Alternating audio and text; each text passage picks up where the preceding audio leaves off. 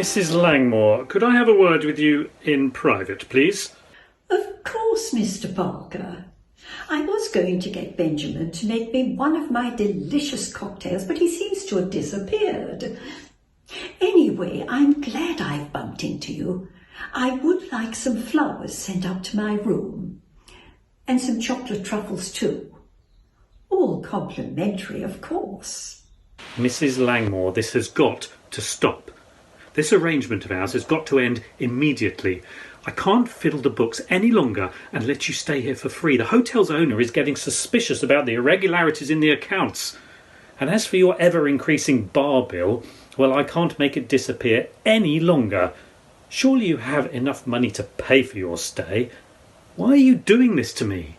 But Henry, or should I call you Frederick? Of course I have a lot of money. I'm a very successful author after all. Royalties from my books roll in every month. But that's not the point, dear man. It's not about the money. I want to see you squirm.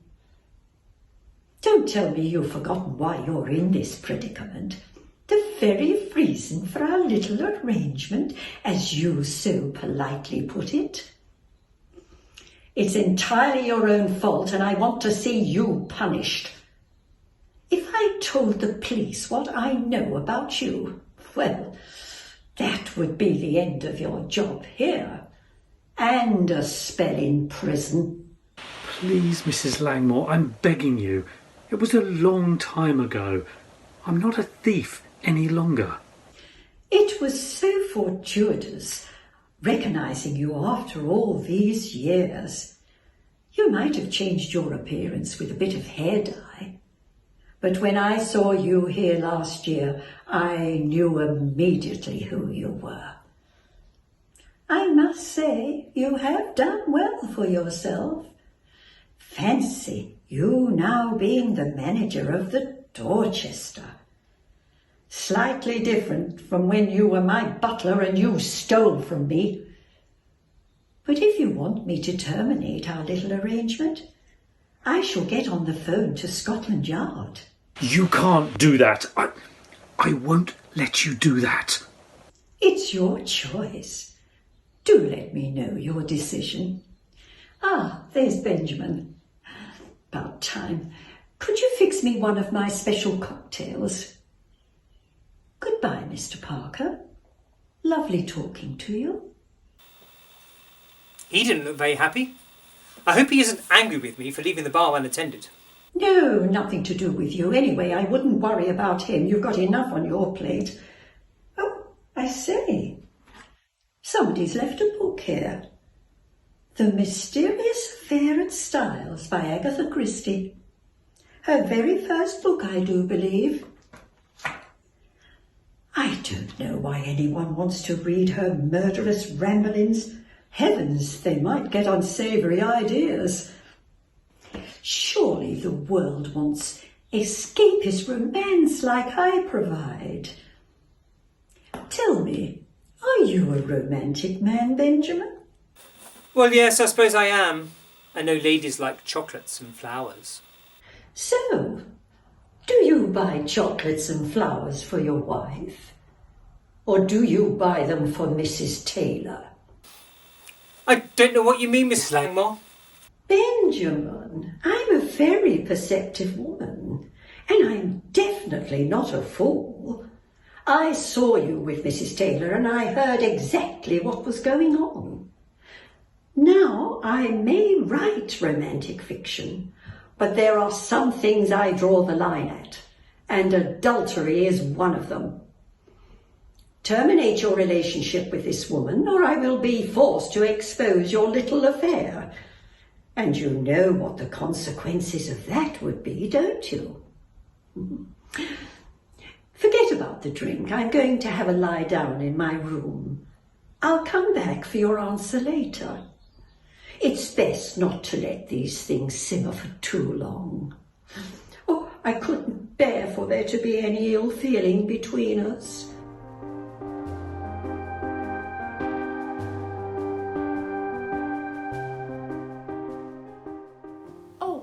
Excuse me, Are you Mrs. Langmore's niece? Yes, I am. Sorry, do I know you? Have we met before? I'm in a bit of a hurry. I'm meeting a friend. I'm already late. He'll wonder where I am. Sorry, I'm Sybil Jones. I write for Woman's Voice magazine. I interviewed your aunt this morning. Oh, yes, she told me. Are you checking out already? Oh, there's so much to see and do in London. You should stay on for a while. I have to go. I've done what I needed to do. It's back on the train for me and back to the office to write my article. I'm sure everyone will want to read about Mrs. Langmore's life. She's very popular with our readers. I am a very big admirer of hers. Do you mind me asking how you came to be her companion? She doesn't have any children of her own, does she? No, she doesn't. I'm her only living relative.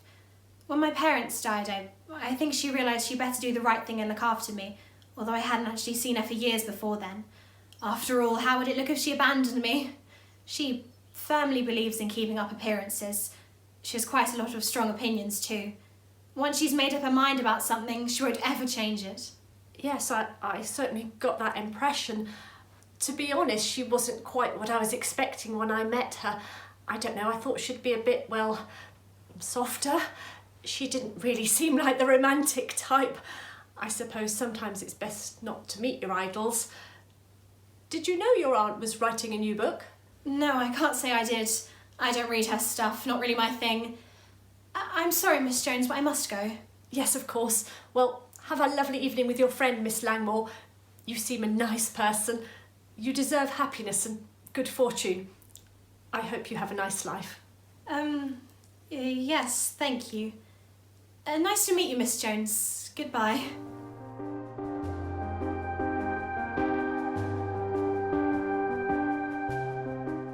Excuse me, Mr. Parker. Could I have a word? What is it, Elsie? I'm very busy. I have things to deal with. I'm sorry, Mr. Parker. It's just that I can't find the rat poison. One of the guests is convinced that she'd had some scratching coming from under her bed, so I said I'd lay down some poison. It's normally in the cleaning cupboard, but it's gone.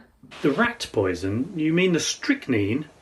Well, I'm sure it'll turn up. Don't worry about that now. Haven't you got jobs to do? There's something else, Mr. Parker. I found this note in the corridor and I just wondered if I should throw it away. Let me see it. My darling, I love you so very much. I know there are obstacles in our path, but I'm taking steps to resolve them. I must marry you. I cannot bear to wait. Yours with everlasting love, B. Oh, that sounds romantic, Mr. Parker. I wonder who wrote it. Perhaps Mrs. Taylor will know. Ah, here she is now. Have you any idea who this belongs to, Mrs. Taylor? Are you quite all right, Mrs. Taylor? Yes, I'm fine, Mr. Parker. Sorry. Mr. Wilson had to talk to me urgently about something. Oh,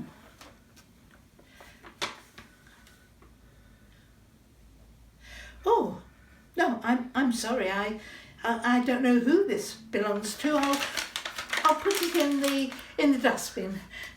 Elsie, why are you still dithering about here? I need you to go and change the beds. They won't change themselves. Now run along. If you say so. Are you all right, Mr. Parker? You look a little pale. Yes, thank you, Mrs. Taylor. I'm perfectly fine. I've just got a lot on my mind. I know what you mean, Mr. Parker. Yeah, I know what you mean.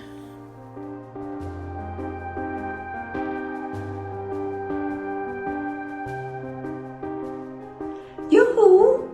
Anyone about? What does one have to do to get a drink around here? Ah, Benjamin, there you are. Be a darling and make me a pomatini, will you? So, have you made any decisions after our little discussion earlier? I do hope you've come to your senses. I would hate to have to expose your sordid affair. And I'm sure you wouldn't want Mrs. Taylor subjected to any scandal. Or your wife, for that matter. And as for your poor children, what would become of them? Thank you.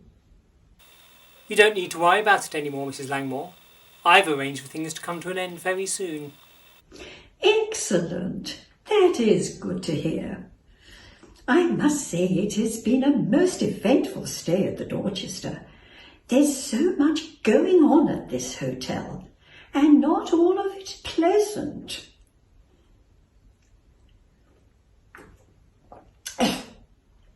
That doesn't taste right.